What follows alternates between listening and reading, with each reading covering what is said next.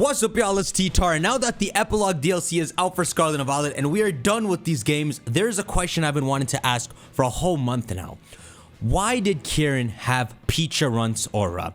This is perplexing. This makes no sense. Now, if you don't know, for the whole last 4 months, there was this theory going on that Kieran was possessed by Pecharunt, and everything he was doing in this game, because he had such a drastic change after we lied to him about Ogerpon. From that moment, he started acting all unhinged. Then he punches the Loyal 3 Shine and it resurrects them. And if you look at his hand, he had the purple aura, and in the promotional material they showed the purple aura on his hand, so it cemented. Okay, and then there's Ku, who kept teasing possession. Before we even knew this whole Pecharunt update was supposed to exist, he was teasing possession, and it caused everyone to think, okay, Kieran is possessed. And it's especially because he's possessed by Pecharunt that he was able to resurrect the Loyal 3. But now that we've seen the game play out, I made a whole video talking about this. I'll link it at the end of this, but I was going through every point in favor of how Kieran seems to be possessed. Now, y'all know me, I hate the idea that he was possessed. It's the same thing as dream theory. I hate the anything goes type of storytelling tropes. Like, okay, Kieran was possessed, so now we're gonna save him from what? That means everything he's done his whole journey after the moment you lied to him wasn't even him. So it's like Kieran got no development. So yeah, after we beat the Indigo disc, we saw Kieran capture Trupagus and we save him, and we were waiting for this Pecharunt update.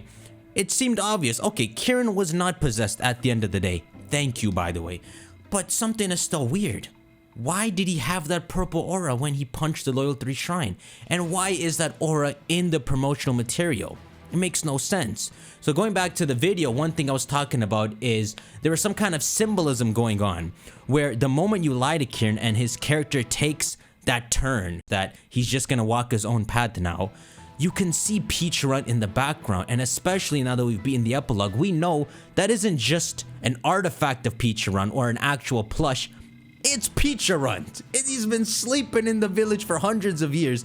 They show him in the background. At the same time, his mind descends into chaos, and then he steals the Teal mask from his grandpa and punches the shrine, and purple aura comes in and resurrects the Loyal 3.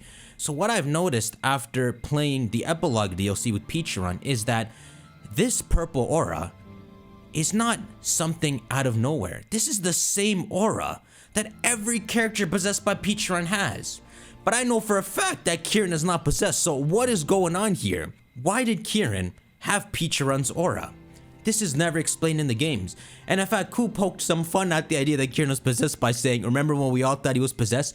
But he still attached the two photos. One of him punching the shrine, the purple aura, one the official artwork. Now, Ku only knows like the next year-ish of Pokemon. For example, you know, if Ku was around for Diamond and Pearl days, he wouldn't know freaking 15 years from now, Dialga and Palkia will get origin forms. So he's got like a 1 year radius of information that he knows. So the fact that he's poking fun at it sounds like it's not officially revealed why Kieran has that purple aura. But you can't deny something weird is going on in that DLC. And so I wanted to make this video asking y'all why y'all think Kieran had that purple aura. And I mean, I'm gonna give y'all a theory. There's some stuff to touch on with Pecharunt, but I'm gonna keep it to the simple side, which is I think around the same time that the Loyal 3 were beaten by Ogerpon, that Pecharunt also died around that same time in the village. It's a ghost type. You see, if a few hundred years ago in Kitakami that Pecharunt plush was on the ground, that is trash. Someone's picking it up and throwing it out. So the fact that Peaches or her ancestor found the plush and decided to preserve it, it adds an interesting idea that I was thinking about, which is even though Pecharunt is in a dormant form, maybe it can influence people still. Now, we saw in the Epilogue how Pecharunt influences people is it uses the inside of its peach to create this mochi. You eat it, you get possessed. But that doesn't mean that's the only way it possesses people, or that it doesn't still have the ability to influence. This is all Pecharunt is. It's the subjugation Pokemon, and its ability is to puppeteer. And so I think even if it's not feeding you the mochi, there's still a way it can overall influence people. And this is how the plush has remained safe for hundreds of years, and even Peaches has it on her shop.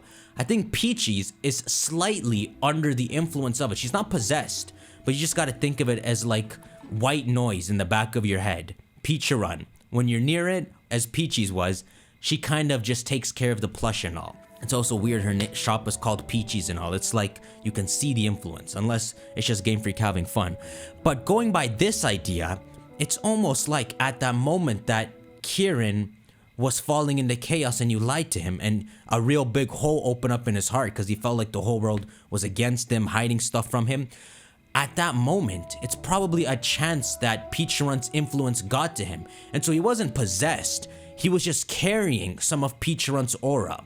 And well, because Kieran had that hole in his heart, he was a good vessel for carrying that Pecharunt aura with him.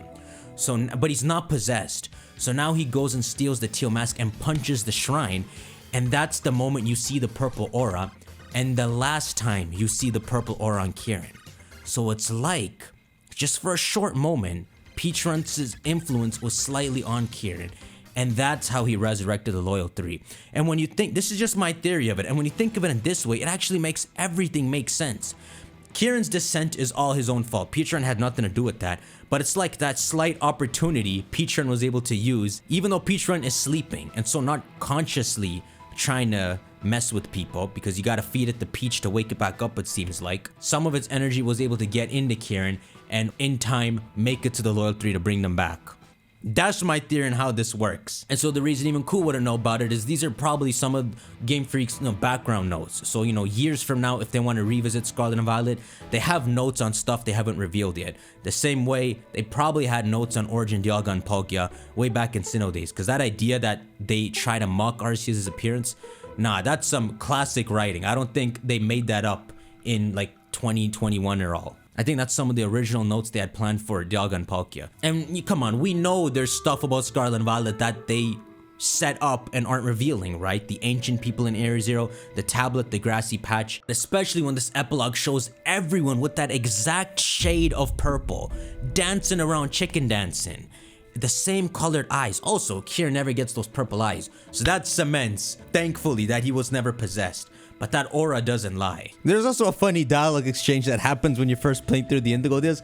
It's not supposed to mean anything, but it's a fun allusion, unintentionally, to Pecharunt, where Kieran says, "I feel like you're trying to play Puppet Master," which is exactly what Pecharunt is. And then Drayden talking about, "That's just Peachy." There's nothing really you can draw from this, but I guess if you wanted to tinfoil hat up, you could say Game Freak's just involving Kieran with this dialogue just as a joke that at some point he was carrying Pecharunt's aura for a short period. And that, even Pecharunt couldn't Puppet Master Kieran. Not only back then, but also in the Epilogue DLC, when he actually was awake again, he still missed Kieran. It's just hilarious Game Freak put that there. It doesn't have to mean anything though. So yeah, that's just my theory on it, but I wanted to ask y'all what you thought of that whole purple aura situation.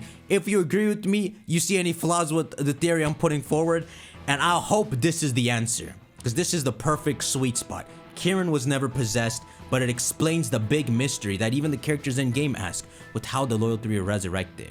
And we never see Kieran have that purple aura again, so it's like perfect. Anyhow, make sure y'all shank that like button. I got a lot more stuff I want to talk about, so I'll see y'all either later today or tomorrow. Take care.